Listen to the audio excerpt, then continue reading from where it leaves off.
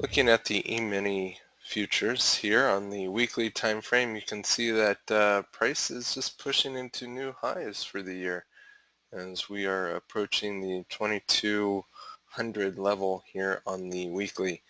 Now, given that we're making new highs, the supply and demand type principles really won't be taken into effect on this. So let's go ahead and go down to the daily here.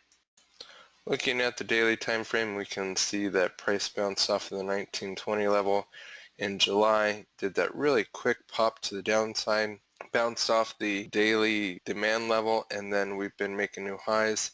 And then during the elections, we got this crazy big wick, which technically I don't count that as it was during the overnight session and not during the day session, but the charts are what they are and the data is what it is, so it has created this really big level right around in this 2162 level down to 2028. Now, personally speaking, I don't think that the data should plot there, but it is what it is. So I do like that level right around the 2162 level, so I'm looking for price to do something like this coming up here in the next week. Okay, and I'm looking for price to come back down and retest a relatively low area before it goes high again.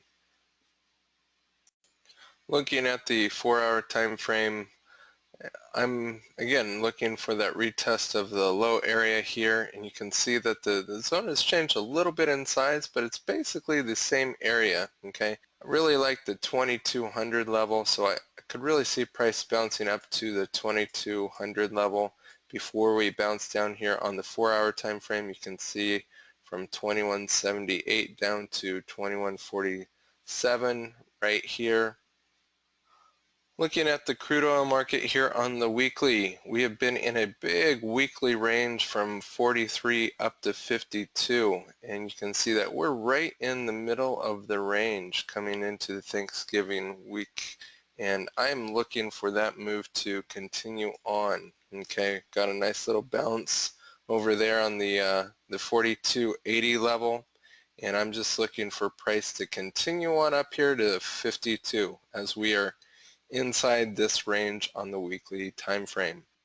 Moving over to the daily time frame, you can see the levels that are going to give us a little bit of a hiccup here as we approach Thanksgiving. We did do a nice job of bouncing right around the 43 level here. Okay, actually right at like 43. Okay, and we've bounced up, and I'm looking at that 49 up to 50.63.